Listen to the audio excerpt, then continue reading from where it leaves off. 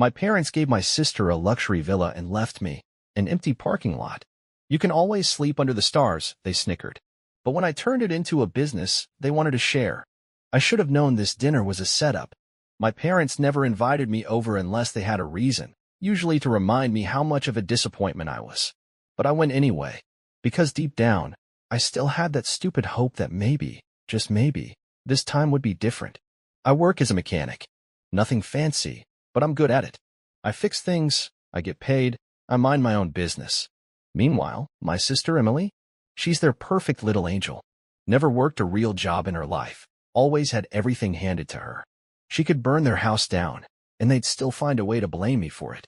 So, I walk in, and Emily's already there, sipping wine like she owns the place. Dad's at the table, flipping through the newspaper.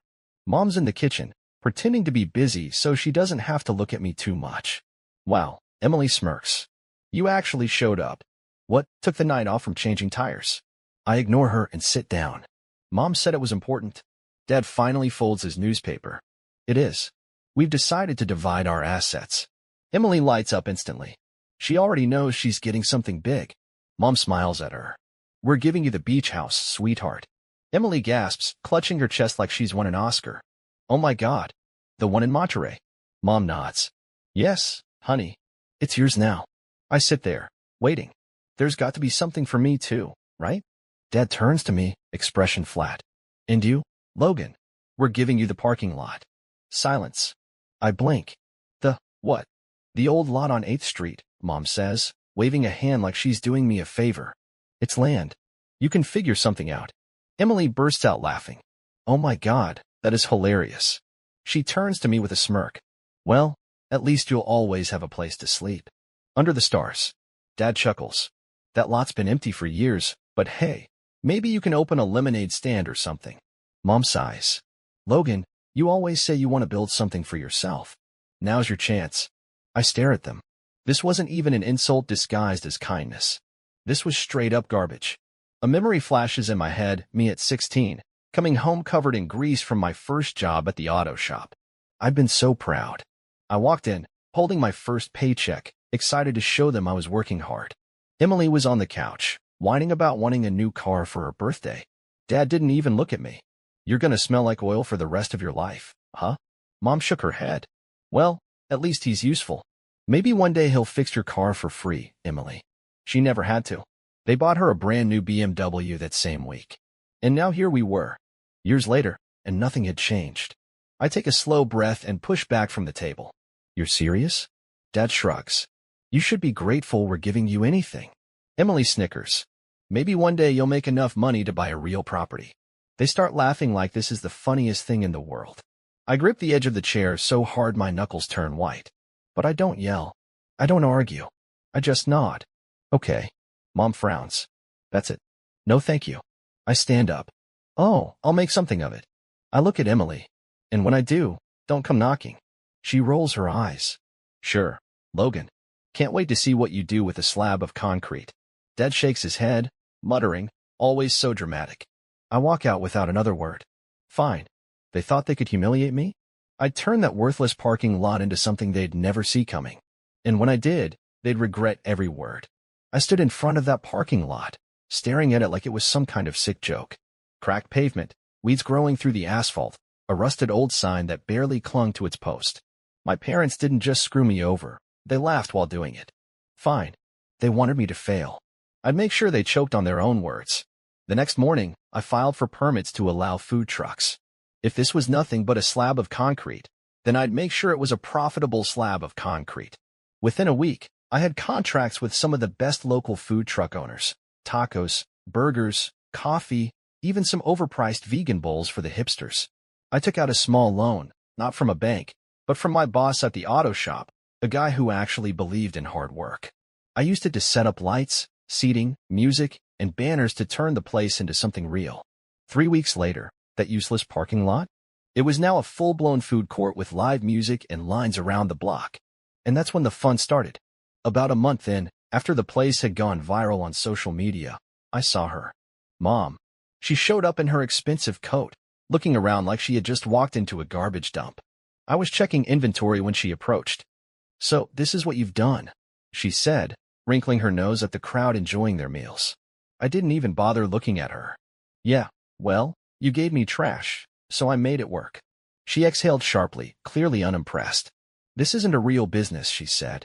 It's just a phase, right? I laughed. A phase that's making more money than Emily's influencer career.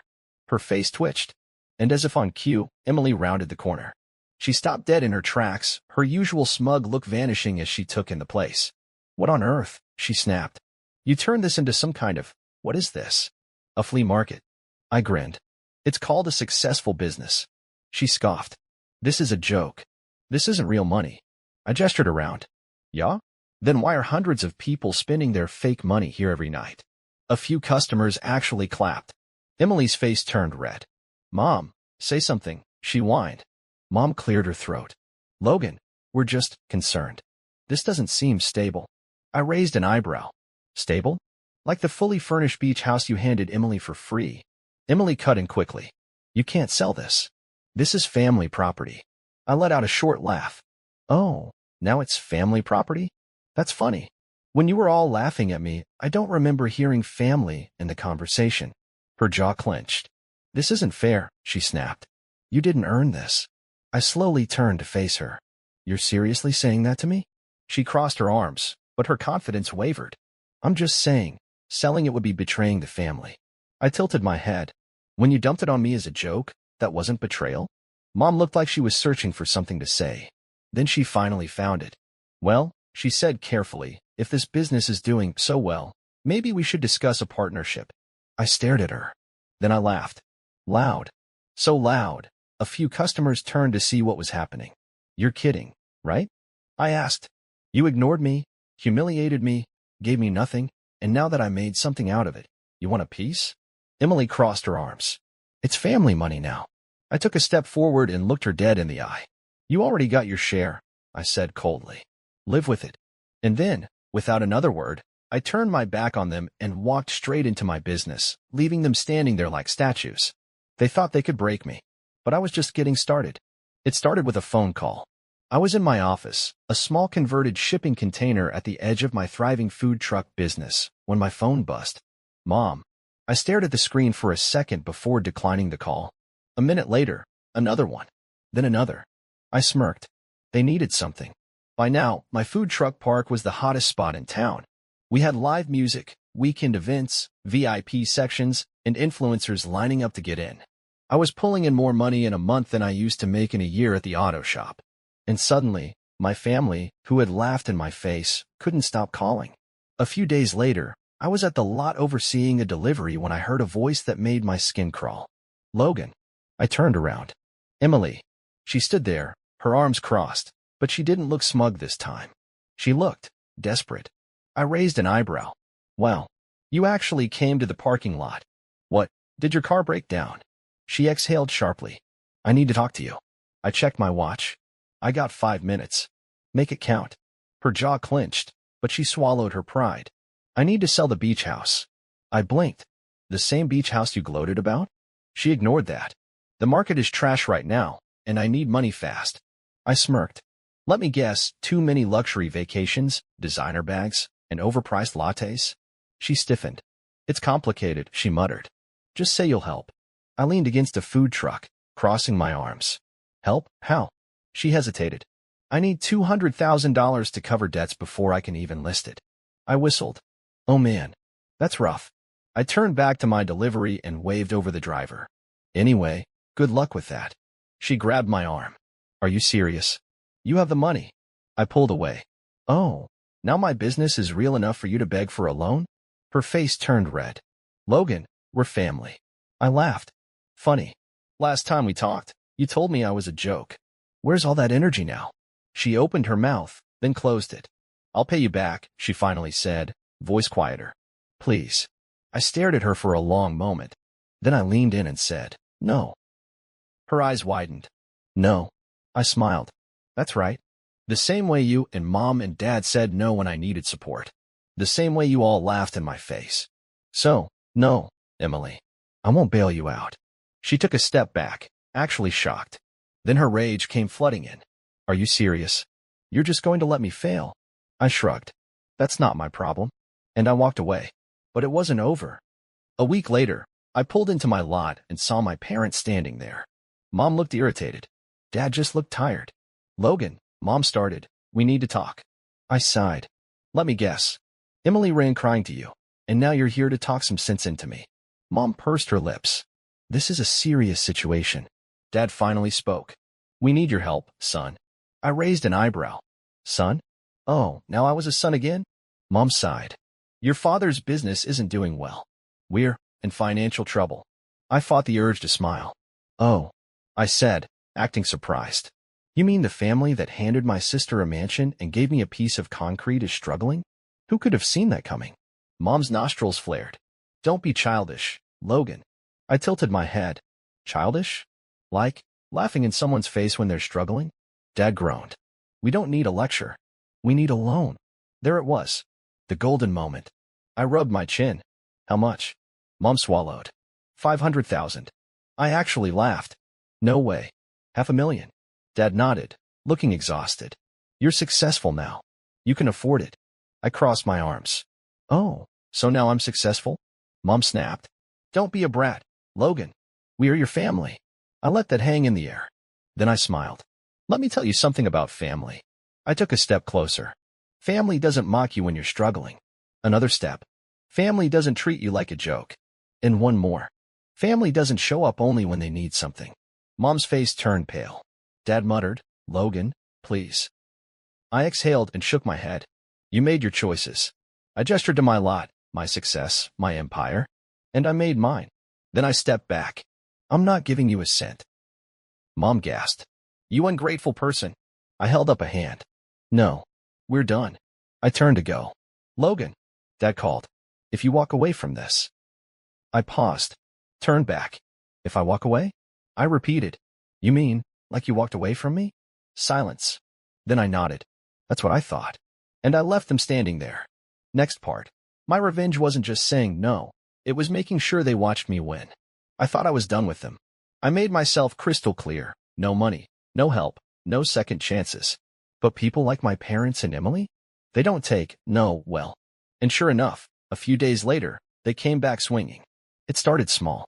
Bad reviews online. I was checking my phone when I saw the first one. 1 star. This place is overrated. Food is overpriced, and the owner is incredibly rude. Avoid. Then another.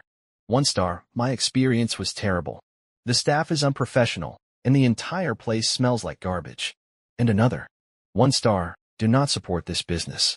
The owner is a selfish, ungrateful person who doesn't care about family. I chuckled. Nice try, Mom. She always had this habit of playing the victim. First, she'd throw you under the bus, then act like the injured party. I could already picture her sitting in the kitchen, angrily typing out fake reviews between sips of her overpriced wine. But they didn't stop there. A few days later, a city inspector showed up. Anonymous complaint, he said, looking almost embarrassed. Someone reported that your permits might not be up to code. I nodded. Let me guess. A middle-aged woman and her spoiled daughter. The guy scratched his head. I can't say who filed it, but something tells me you already know. I knew exactly who it was. And then another complaint came in, this time about my seating area allegedly violating space requirements. Then one about noise levels. Then another about food safety. They were trying to bury me in legal red tape, drown me in fines. They wanted to kill my business before it could grow any bigger. But here's the thing, I'm not that easy to break. Instead of panicking, I fought back. I hired a lawyer. Every permit, every license, every single regulation was checked, rechecked, and locked down so tight that even the city inspector admitted there was nothing wrong. I doubled my marketing. If they wanted to ruin my reputation, I drowned them out with positivity. I started running special events, giveaways, live performances. I reached out to local influencers, inviting them to VIP tasting nights. I expanded. If they thought I was a problem before, they had no idea what was coming. I rented extra space next door to open an outdoor beer garden. I partnered with local artists to set up weekend craft markets. I turned their little sabotage attempt into free publicity. And business boomed. Then Emily made the biggest mistake of her life. It was a Saturday night, the busiest night of the week. The air was buzzing with music, laughter, and the smell of fresh tacos. Lines stretched out the lot. The entire place was packed. That's when I heard it. A shouting voice near the entrance. This place is a joke. I turned. Emily. And she was drunk. Her hair was a mess, her makeup smudged, and her expensive designer dress was wrinkled like she had been crying in her car before walking in. Mom was right behind her, grabbing her arm. Emily, stop this. This isn't. Emily ripped away from her. I can't believe you think you're better than us, she screamed. Look at you. You're a mechanic playing businessman. A few customers turned, pulling out their phones. I smiled. Perfect. I walked toward her, keeping my voice calm. Emily, leave. She stumbled closer. You think you're a big shot now, huh? You think you're better than us? I smirked. I don't have to think it. I just am. Her face twisted with rage. You're nothing. Nothing. And then, splash. I didn't even see it coming. She had grabbed a drink off a random customer's table and threw it at me. A wave of cold beer hit my chest. The entire lot went dead silent. A second later, 2 of my security guards tackled her to the ground. The crowd erupted in gasps and whispers. Mom screamed. Let her go. She's your sister. I brushed my soaked shirt and turned to my head of security. Call the cops. Emily's eyes widened in horror. What? No. Logan, don't. I crouched down, lowering my voice. Actions have consequences. 10 minutes later, blue and red lights flashed across the lot. Mom was hysterical. You're ruining the family name, she shrieked. I just laughed. Lady, you did that all on your own.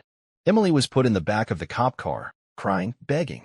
She looked just like I did, all those years ago, when they humiliated me. But unlike them, I didn't care. Mom turned to me, her voice shaking. This is your sister. Do something. I crossed my arms. Oh, you mean like how you did something when you gave me nothing and laughed in my face? She had no answer for that. I turned, walking back toward my customers. Oh, I called over my shoulder. Hope the beach house is worth it. And then I went back to my thriving business. They wanted to watch me fail? Now they had front row seats to my success. After Emily's drunken meltdown and arrest, I thought they'd finally get the message. I was wrong. A week later, Mom and Dad showed up at my business again. This time, they weren't smug. They weren't laughing. They looked desperate. I was in the middle of a meeting with my event planner when I spotted them hovering near the entrance, awkward and out of place. For years, I had been the one feeling small around them, never enough, never worthy. Now, I was the one in control. I finished my meeting, let them wait a little longer, then finally walked over, arms crossed. You're back, I said, keeping my tone casual. Let me guess, Emily sent you because she's too embarrassed to face me? Dad cleared his throat. We need to talk, Logan. I raised an eyebrow. Oh, like the talk we had when you laughed in my face and handed me a piece of garbage while giving Emily a mansion.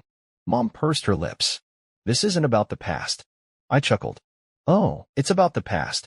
Because if you hadn't treated me like dirt, you wouldn't be standing here begging me for help. Her eye twitched, but she forced a calm expression. We're in trouble. I already knew.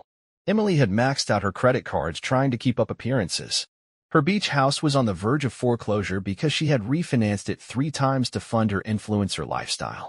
And Dad's business was bleeding money because the economy crashed and his trusted business partners bailed on him. They were sinking. And now, I was their only lifeline. Dad exhaled. Logan, we're family. And family helps each other. I burst out laughing. That's rich. You didn't care at all about family when you screwed me over. Now that you're broke, suddenly, it's about family. Mom stiffened. You have more than enough to help us. Why are you being so spiteful? I stepped closer, lowering my voice. Spiteful? Oh, no. Spiteful would be me buying your house just to kick you out of it. Their eyes widened. Dad's face paled. You wouldn't. I smirked. Wouldn't I? Because here's the thing. I had been waiting for this moment. After Emily's meltdown, after their petty sabotage attempts, I knew they'd come crawling. So I made a backup plan. While they were busy drowning in debt, I had been buying property, expanding. And guess what? Their house, our childhood home, the bank had listed it for sale. And I had bought it. Mom's face went white. No, she whispered. You're lying. I pulled out my phone, scrolled, and held up the email confirmation. Logan Reed, new property purchase confirmed. Dad's hands shook. You bought our house? He croaked. I tilted my head. You mean the house you told me wasn't my home anymore? The one where you let Emily treat me like garbage? Mom grabbed my arm. Please, Logan. We'll do anything. Just don't take our home. I pulled away. Now you understand what it feels like to have something ripped away. She started crying, but I didn't care. And then, the final blow.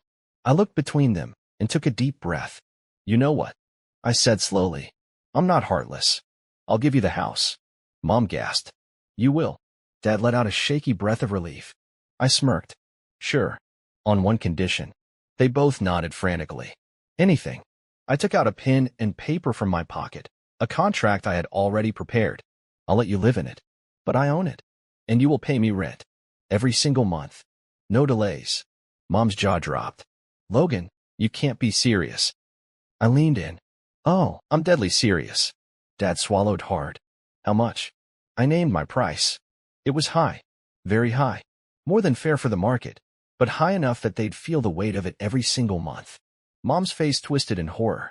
You're charging us to live in our own home. She spat. No, I said with a grin. I'm charging you to live in my home. Silence. Dad exhaled. We don't have a choice, do we? I shrugged. Of course you do. There are plenty of cheap motels in town. Mom glared at me, but she knew she had lost. Slowly, with trembling hands, Dad signed the contract.